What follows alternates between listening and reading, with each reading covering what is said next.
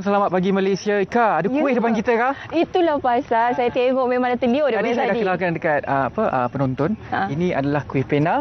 Baik. Ini adalah kuih dodol kukus. Kukus. Nanti kita akan buat demonstrasi masakan Kak. Tapi Kak, kalau Ika nak rasa dulu pun boleh. Boleh. Tapi kita kena dapat kebenaran dan juga daripada tuan rumah kita. Ya. Saya rasa orang yang cukup penting untuk Majlis Daerah Maran ini. Betul, kita datang ke kawasannya ni kita nak ucapkan selamat datang kepada kita sebenarnya. Selamat datang juga kepada Cik Syarudin bersama dengan kita hari ini, Syarudin Anjali yang di-Pertua Majlis Daerah Maran. Assalamualaikum. Waalaikumsalam warahmatullahi Sihat hari ini ya? Alhamdulillah sihat. Jadi saya bangun tidur kan nampak berkabut semaran ini. Keunikannya Maran Bandar Sejahtera 2020. Betul, Duduk betul. sini rasa sejahtera je rasanya lah. Memang kita punya tagline Bandar Maran pun Maran Bandar Sejahtera. Betul. Bandar Maran Sejahtera lah. Jadi di awalnya lah mungkin kita setiap daerah itu mempunyai visi, misi berbeza. Jadi Maran itu sendiri bagaimana dari segi visi dan juga misi. Ya, terlebih dahulu Assalamualaikum warahmatullahi wabarakatuh kepada seluruh warga penonton rancangan Selamat Pagi Malaysia. Jadi tadi Cik Ridwan ada bertanya tentang misi dan visi pembangunan Maran lah. Jadi saya sebagai yang di-Pertua Majlis Daerah Maran yang juga sebenarnya merupakan pegawai daerah Maran. Baik. Ya, jadi kita memang amat mengalu-alukanlah dari segi promosi untuk kita mewawarkan apakah perancangan kita dari segi pembangunan di daerah Maran ini secara keseluruhannya. Ya. Jadi pada hari ini kita lebih fokus kepada aktiviti pelancongan bagi menarik pengunjung lah untuk mengenali Bandar Maran dan seterusnya datanglah ke Bandar Maran ini. Baik. Jadi itu merupakan objektif utama Majlis Daerah Maran untuk menarik minat pelancong di luar sana datanglah ke Maran. Itu bila kita bercakap mengenai industri pelancongan. Bagaimana dengan pembangunan di daerah Maran ini sendiri? Sebab bila kami datang semalam banyak bezanya dengan terdahulu. Okey, jadi kalau kita lihat Bandar Maran ini sendiri, apabila kita datang kita tengok macam dia masih lagi dalam keadaan semula jadi. Natural. Ya. Jadi kita nak mengenengahkan konsep back to nature. Kerana kita masih kaya dengan flora dan fauna, ya. Kita ada sungai-sungai, bukit-bukit, gunung ganang yang masih banyak yang boleh diterokai, khususnya kepada pencinta alam lah. Jadi itu kita nak jadikan suatu keunikan ataupun kelainan berbanding dengan daerah-daerah lain. Dari aspek pembangunan masyarakat dan juga ekonomi, latar masyarakatnya bagaimana? Adakah ia betul-betul bergantung kepada industri pelancongan dan eko pelancongan semata-mata ataupun pembangunan masyarakatnya disandarkan kepada aspek lain juga? Ya, buat masa ini dari segi ekonomi Maran masih lagi tertumpu kepada sektor pertanian.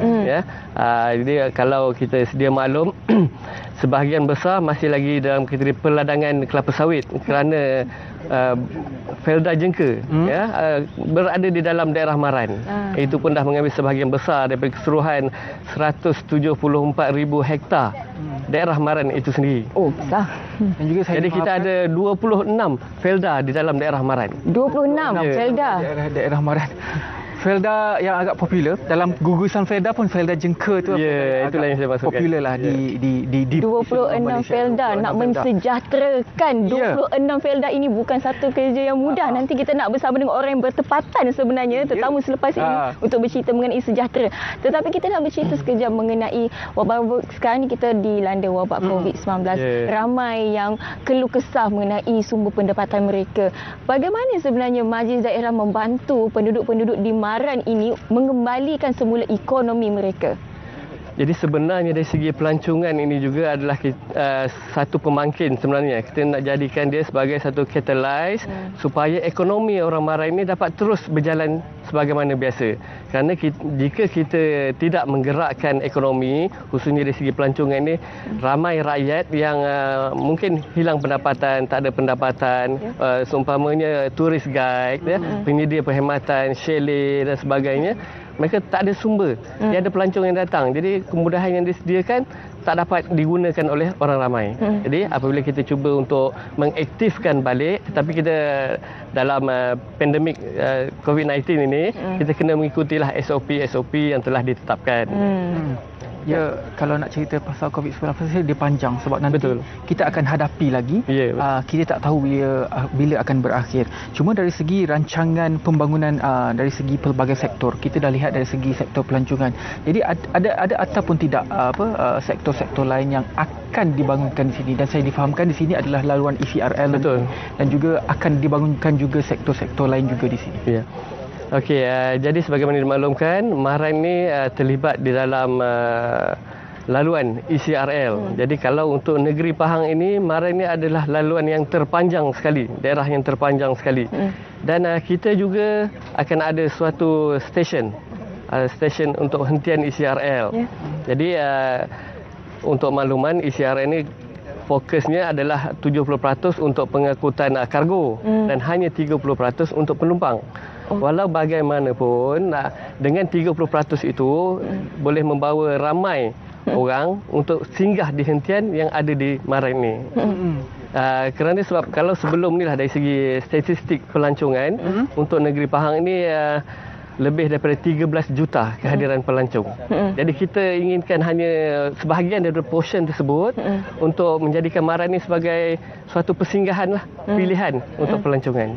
Baik, jika kita lihat perkembangan terkini, anak-anak muda lebih berminat dalam bidang gig ekonomi ni. Gig ekonomi maksudnya waktu kerja yang lebih fleksibel, tidak terikat.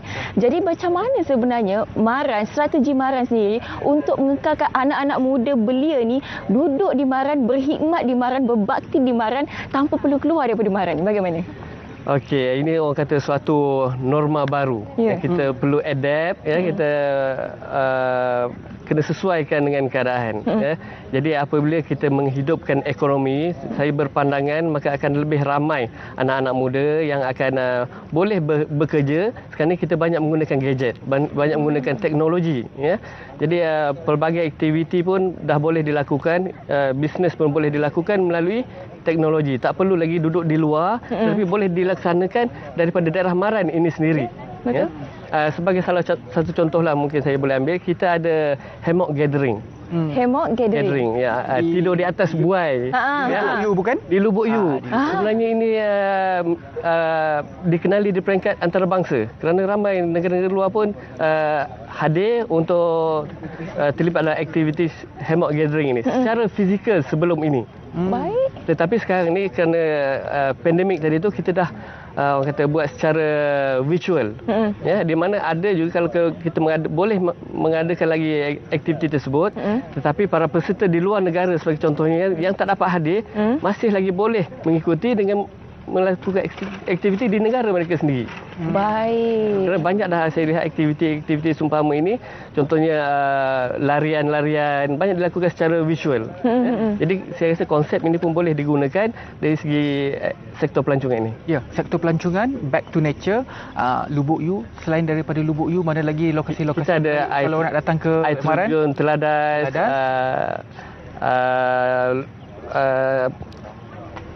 kita Lubuk Ujit. Lubuk Ujit. Sebenarnya Lubuk Ujit ni nama asal dia, tetapi dia telah tukarkan nama kepada Pusat Rekreasi Cik Minah Sayang. Ini adalah sebenarnya kalau dari segi orang kata asal dia tu hasil daripada Kebawah Duli Yang Mulia Permaisuri Agong berkenan untuk menamakannya sebagai Pusat Rekreasi Cik Minah Sayang. Banyak lagi lokasi-lokasi menarik sebenarnya di sini. Kalau kita nak bagi sedikit info, di sini Bandar Mahran ini adalah bandar pentadbiran, pusat pentadbiran. Kalau pusat ekonominya banyak ke Bandar Tun Abdul Razak di Pusat Jengka, betul? Ya, betul. Dan itu sedikit gambaran. Terima kasih banyak-banyak kepada tuan rumah kita. Terima kasih kembali. Boleh ke kita rasa? Jadi saya kita bangsa pula, kita pula minta. Kita yang saya. Jadi dia pengacara untuk rasa sikit kita akan rasa sambil kita rasa ni, Ridwan, kita nak menikmati persembahan Serunai ni. Serunai dengan lagunya Lemak Manis, selemak dan semanis makanan kita ni. Saya rasa cik saya. Okey, silakan.